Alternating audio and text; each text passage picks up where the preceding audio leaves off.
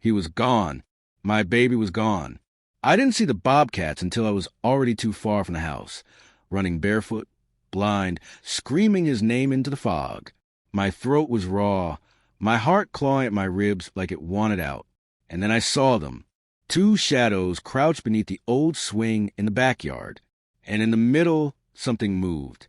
I stumbled forward, legs trembling. It was him, my son, my 13-month-old baby, sitting quietly in the grass. Between them, between 2 fully grown wild bobcats. Ash was to his left, Ember to his right, one paw on either side of him like a shield. They weren't attacking. They weren't playing. They were guarding. And my son, he was smiling. I couldn't speak, couldn't breathe. I'd left him asleep in his crib. Every window was locked. Every door was closed. And yet, here he was, out in the cold morning fog, surrounded by 2 predators I hadn't seen in almost a year. And then came the moment that shattered my entire understanding of what was happening. Ash leaned in and licked my baby's cheek. Slow, gentle, like a mother would. And my son laughed. They were never supposed to come back. We found them after the wildfire, the worst one in our region's history. I still remember the smell of ash in the air, the sickening orange sky, the silence that came afterward. It was like the earth itself had stopped breathing. They were no more than kittens when we first saw them, huddled together beneath a collapsed tree, eyes wide, burned fur, barely able to move. We had planned to keep them, but no wildlife rescue responded. No one came. So we did what we could. Warm towels, dropper-fed goat milk, an old kennel lined with fleece. We didn't name them, not at first. That made it too real. But they survived, and then they stayed. Always distant. Never quite tame. They were wild, and they made sure we never forgot that. Until the week I found out I was pregnant. That's when they vanished. I didn't think I'd ever see them again. Certainly not like this. Not licking the face of my baby. Not treating him like one of their own. And yet it kept happening. I took my son inside that morning, locked every door and window. I barely slept that night. I watched the baby monitor like it was a horror movie. I couldn't pause. And that's when I saw it. 3:28 a.m. The crib was shaking slightly, my baby still asleep. And right behind him, 2 glowing eyes. I bolted into his room, heart pounding. There was no one there. No open window. No sign of entry. Just a baby. And tucked beneath his blanket, something that didn't belong. A feather, still damp from morning dew. I checked every inch of that house. No broken screens. No paw prints. No scratches. And yet, somehow they had been there. Again, by the end of the week, it wasn't fear I was feeling anymore. It was confusion. Then awe. Then something dangerously close to trust. Because no matter what they were, they never hurt him. They brought things. A pine cone. A squirrel tail. A bird's nest with no eggs. Gifts. Offerings. To him. Like they were trying to provide. Like they thought he was theirs. And then came the twist that made me question everything. That morning, I let him crawl across the living room floor while I prepared breakfast. Just 5 minutes. Just 5. I turned back, and he was gone. I panicked. I screamed. I searched. When I found him, in the den, he was curled between Ash and Ember again. But this time, there was something different. This time, there was blood. Not his. The 2 bobcats sat like statues on either side of him. And at their feet was a dead copperhead snake. Split open. Still twitching. They had killed it. For him. And that's when I understood. They weren't playing. They weren't pets. They weren't even watching. They were protecting. As if he was one of their own. The copperhead's body was still warm when I pulled my son away. I cradled him against my chest, trembling as the bobcat stood motionless. Blood stained the rug. The snake's head was crushed clean, one bite precise and fatal. I looked at Ash. He didn't blink. He only lowered his head, not in threat, in acknowledgement. I backed out of the room slowly, whispering to my baby, who remained completely calm, as if he'd known that they had done it for him, for us, But how had they even known the snake was there? How had they gotten in? There were no open doors, no broken windows. And yet, just like before, they had moved through our house like smoke, unseen, silent, deliberate. And once again, they left no trace but a gift. That night, I didn't sleep. I sat with my baby in the nursery, a flashlight in one hand and a fire poker in the other. I kept the window shades open so I could see the tree line, waiting, but nothing came until 4:11 a.m. I must have dozed off sitting up because I jolted awake to the faintest of sounds, something soft brushing the hallway floor. Then I heard it, a low rhythmic thump, almost like a heartbeat. I rose, moving silently toward the door. I peered into the hall and froze. Ash was lying outside the nursery, not curled up, not asleep, facing the door, eyes open, watching. Ember was beside him, one on each side, and they didn't move, not when I turned on the hall light, not when I whispered, "Go." They just stared, not at me, at the door, at him, at my baby. I told my husband the next morning. He listened quietly, his face pale. "I don't know if this is beautiful," he finally said, "or terrifying." Maybe it was both, because the next day we found paw prints in the snow, dozens of them, but not all bobcat. Something else had come too, coyote maybe, or worse, and it had stopped right beneath the baby's nursery window, then turned away. I started watching the footage again, every camera angle, every night.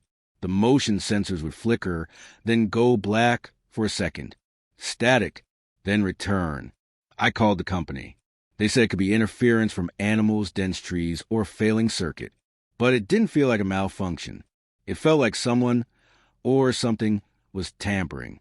That night, I moved a chair into the hallway and sat by the nursery door. Again, they came. At 3:02 a.m., Ash padded silently down the hallway. Ember followed, her movement like mist. They took their places on either side of the door without a sound. They didn't even glance at me. They were here for him. They were guarding. The next morning, my son did something I hadn't seen before. He reached out from his crib, not for me, not for his toys. He reached toward the window and made a low, raspy sound. It wasn't quite a word. It wasn't a cry. It was something else, a mimic, a sound I'd heard before, low, guttural, the way the Bobcats called to each other. I didn't believe it until he did it again. And this time, from somewhere in the trees, something answered, a matching sound, one short growl, then silence. My baby smiled. We started locking the doors every night, not just out of fear, but because the line between wild and home was dissolving. They didn't seem to care. They found ways to be near him. One afternoon, I was folding laundry in the master bedroom while my son played in the crib. I turned away for 2 minutes. When I turned back, there was something inside the crib with him, a tuft of fur and a half-eaten rabbit leg. No blood, no mess, just placed gently beside him like a meal offering. That was the night I made a choice. I moved the crib into our room. I placed salt by the doors, not because I believed it would do anything, but because I needed to feel like I was doing something. And yet, when I looked out the window at 4:45 that morning, they were there again, on the porch, sitting, waiting, as if standing guard. But it was what happened the next evening that truly changed everything. We had visitors. My sister and her husband came to stay the night. They knew about Ash and Ember, of course, but they'd never seen them. That night, my sister went to check on the baby around 10 p.m. She opened the door and screamed. The Bobcats were inside. One curled at the foot of the crib, the other perched on the dresser, tail flicking, eyes glowing in the dark. My sister slammed the door shut and backed away, shaking. She said, "They're stalking him. You need to call someone. This is not normal." And maybe she was right. But when I opened the door again, they were gone, vanished. No window open, no door unlatched, but a trail of pine needles led from the crib to the hallway. I held my son close that night, watched the wind push the trees just beyond the glass, and whispered to the dark, "What do you want from him?" The wind didn't answer, but somewhere from the woods, a low, distant purr rose in the silence. I started noticing the changes slowly, little moments tucked between normal days, like how my son stopped reacting to sudden sounds unless the Bobcats did first. The vacuum, a slammed door, a dog barking next door. He would sit completely still, waiting for them to respond. And if they didn't flinch, neither did he. It was as if he tuned his emotions to theirs. I watched him through the baby monitor. One morning, as the mail truck rumbled past, most children would startle at the horn, the brakes squeal, but not him.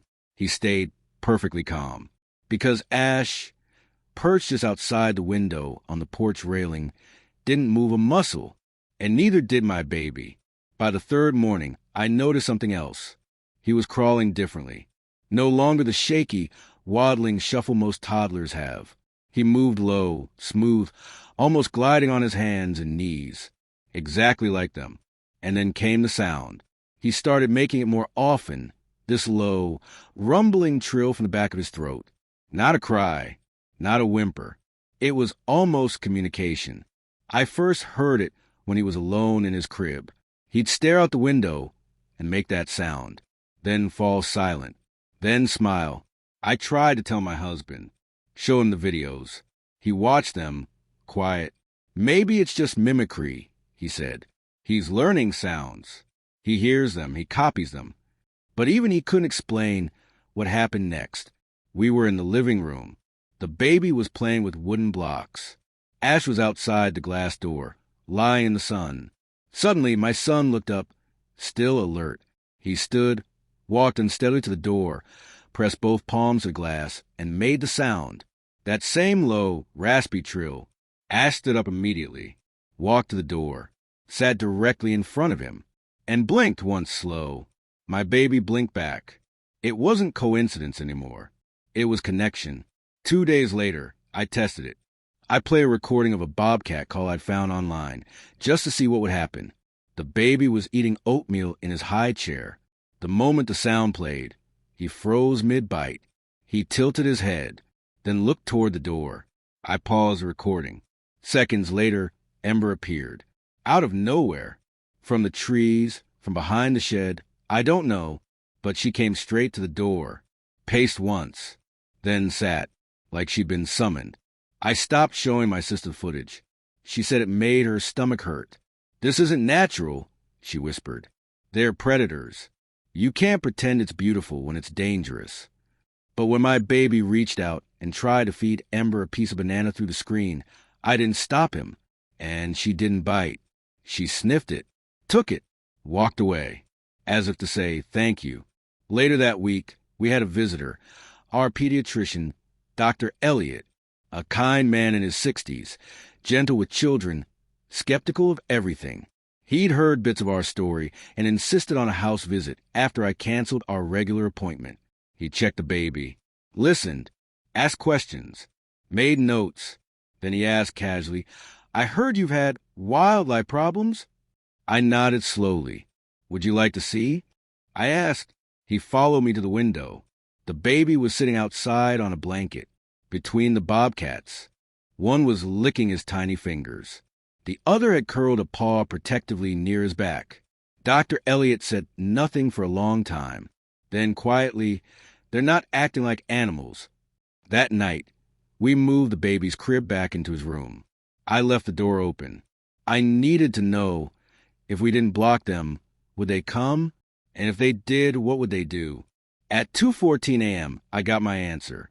Ash entered first, paused soundless on hardwood. He didn't look at me. He walked to the crib, stood beside it, and stared down at the baby, then lay down. Minutes later, Ember joined. She curled at the foot of the crib. They stayed until sunrise. Never moved, never blinked, just stayed, like they belonged. The next morning, I found something outside the nursery door. Not a gift, a warning, a shredded piece of cloth. Familiar. I brought it outside and checked the fence line. And that's when I saw it. Deep claw marks in the wood. Coyote prints circling. Blood. Not from the Bobcats. From something else. from whatever had tried to come in. I picked up my son and whispered to him, "You're being watched, aren't you?" He smiled, reached for the window, made the sound again, and somewhere beyond the trees, it echoed back, louder this time, closer, like the woods themselves were speaking. The warnings became harder to ignore. The scratch marks deepened, the paw prints multiplied, and twice now we found blood and grass, fresh, still red, leading to the fence line, but no bodies. Whatever came in the night, the Bobcats had driven it away, and yet something about the air had changed. It wasn't just protection anymore. It felt like war. I stopped letting the baby play outside. I kept the windows shut even during the day. But the Bobcats didn't stay away. They grew bolder. They began pacing the porch every night, like sentries, watching the tree line, listening to sounds I couldn't hear, smelling things I couldn't sense. They didn't sleep. Not anymore. They stood vigil. And that terrified me, because it meant something was coming. Then came the knock at the door. Late afternoon, a black SUV. 2 men, jackets marked with a private wildlife control agency. One held a tablet. The other kept scanning the trees like he was expecting something to leap out.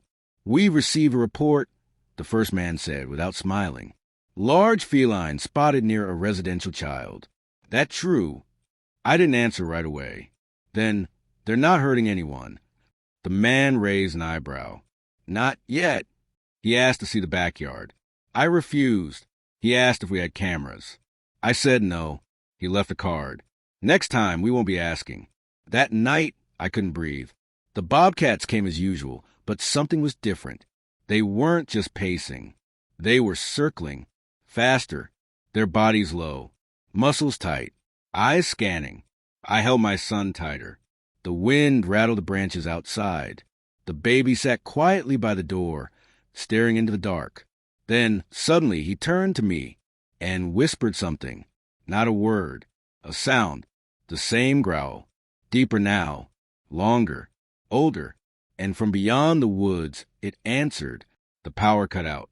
Lights blinked once, then died. The cameras froze. And the baby monitor, silent for hours, crackled to life. Heavy breathing, low growling, then a soft thump, like something had dropped into the crib. I ran. The door slammed behind me as I burst into his room and stopped cold. The baby was safe. And standing in front of the crib, eyes burning in the dark. Ash! He'd never been in this deep. He didn't growl. He didn't move. He just stared at me and then looked down at the crib. Inside it, a dead blackbird, neck twisted, wings open, placed perfectly on the pillow. And I realized it wasn't a gift. It was a message. The next morning, I opened the back door and found Ember sitting in a puddle of blood, uninjured, calm. She looked at me once, then nudged something forward with her paw. A wolf's paw, just a paw, nothing else. She left it on the welcome mat, then vanished into the trees. The fear turned to dread, because I understood now. They weren't just defending territory. They were defending him. And whatever was coming wasn't just another animal. It was hunting him. I tried calling the wildlife agency, left a voicemail, then deleted it. How do you explain that you're no longer scared of the Bobcats? You're scared of what they're protecting your child from. That evening, my husband finally snapped. "We need to send them away. Trap them. Call someone. This isn't normal." He yelled louder than I'd ever heard him before. The baby started crying. And outside the window, Ash growled, low, deep, threatening, for the first time ever, at us. That night, the baby didn't sleep. He kept crawling to the window, pressing his face against the glass, murmuring that same strange trill. He didn't want us anymore. He wanted them. He didn't cry for me. He cried for them. And I, his mother, stood there useless, unwanted. Just before dawn, we heard the crash. Something hit the back door hard, splintering wood, a deep metallic screech. The lights flickered back on. Ash and Ember were there in seconds, but they didn't charge. They flanked the door, backs arched, ears forward. And then The door handle twisted. Slowly. Once. Twice. I grabbed my son. My husband grabbed the bat. We stepped back as the door creaked open. But there was no one there. Just deep claw marks in frame. And muddy footprints trailing away into the woods. Human, not animal. We didn't sleep that night. Not after the door opened. Not after the muddy footprints. Not after Ash growled. Not at the threat outside, but at us. The air in the house felt different now. Heavier, like the forest had crept in and taken root in our walls. I kept the baby with me all morning. He wouldn't eat, wouldn't nap. He just kept crawling to the window, pressing his small hand against the glass, and whispering sounds I couldn't understand. Every time he did, something moved in the trees. Not far, just enough to let us know they were there. Watching, waiting. Around noon, we lost sight of them. Ash and Ember didn't appear at the usual hour. They didn't pace the porch. They didn't wait at the nursery door. The woods were still, too still. That evening, the baby got sick. It came on fast, fever, vomiting, tremors. We rushed him to the nearest ER. The doctors ran tests, hooked him to fluids. Nothing made sense. No infection, no virus, no explanation. Just a rising fever and fading color in his cheeks. He slept in the hospital crib that night, pale and still. Machines beeped. Nurses whispered. I sat beside him in silence. And then I heard it. The sound. The one he made. The one only they ever responded to. That low, throaty trill. But it didn't come from him. It came from the window. I turned. Ash was there, on the third-floor ledge. In the rain. I rushed to the glass. He didn't move, just stared in, and then slowly placed something on the window ledge. A bone, small, delicate, clean, a baby animal's rib, a bird's wing. No, not a gift, a sign, a piece of something that had attacked and lost. Within minutes, the baby's vitals began to change. Fever down, heart rate stabilizing. The nurse came running. We didn't give him anything yet. He just turned a corner. I looked back at the window. Empty. Ash was gone. But something deep inside me whispered, he wasn't. He was just waiting again. We went home the next day. The doctors called it a stress reaction to something environmental. But I knew better, because when we pulled into the driveway, Ember was already there, sitting in the middle of the yard, eyes closed, facing the woods, as if she'd never left. That night, something inside me shifted. I stopped locking the doors, stopped fighting what I didn't understand. I carried my son outside under the stars, barefoot, the earth still damp from rain. Ash appeared first, then Ember. They walked silently toward us. And without hesitation, my son reached out. They brushed against him gently, like old friends reuniting. He pressed his cheek to Ash's fur. And I realized something I had never allowed myself to believe. They weren't here to hurt him. They weren't here because of us. They were here for him. Later that week, my husband found something buried in the backfield. An old, half-collapsed stone structure, just a few feet underground. Inside it, bones. Animal. Human. Dozens of them. Some hundreds of years old. We called the local historical society. A woman came, wide-eyed. She told us, softly, that the area had once belonged to a tribe that believed in guardian spirits, beings who took animal form to protect sacred children. They were called the Fur Watchers. They were believed to choose a child every few generations, to protect them from things humans couldn't see. That night, as I watched the baby sleep, I realized the truth. We hadn't rescued the Bobcats from a fire. They had come through it. They had survived for a reason. And now they were fulfilling it. But the final twist came 3 days later. A knock at the door. The same men in black jackets. Wildlife control. But this time, they didn't ask questions. They showed us footage. Night vision.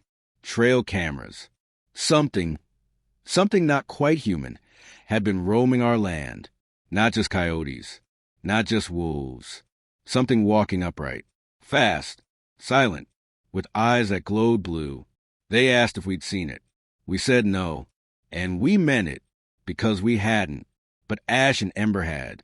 And whatever it was, it hadn't come back since they returned. We never called them our pets again.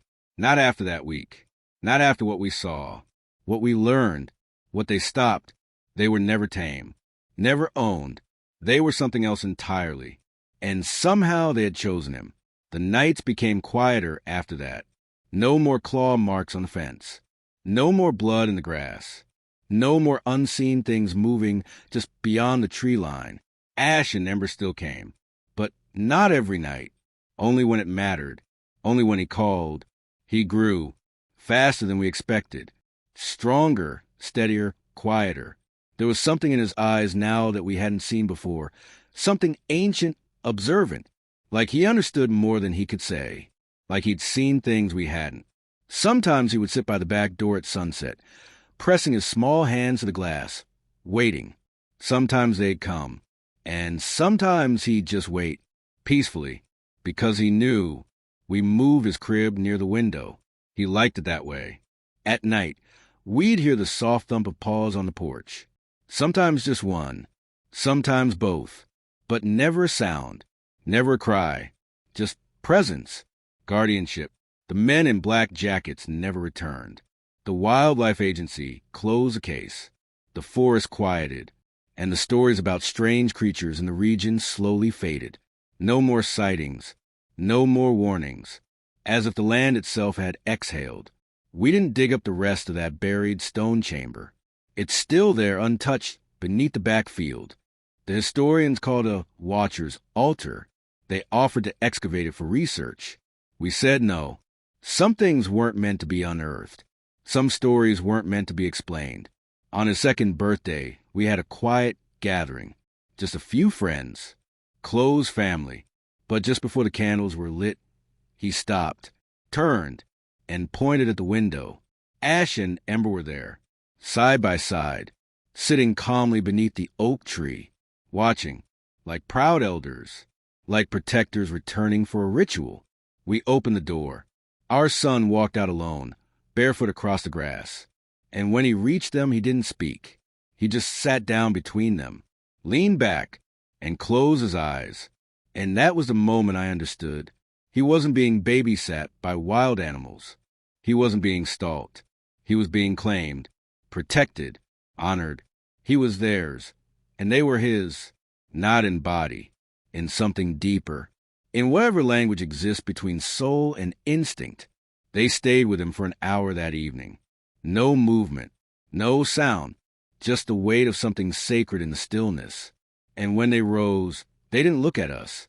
They looked at him, and slowly disappeared into the woods, like smoke, like ghosts, like guardians who completed their task, and would return only when called.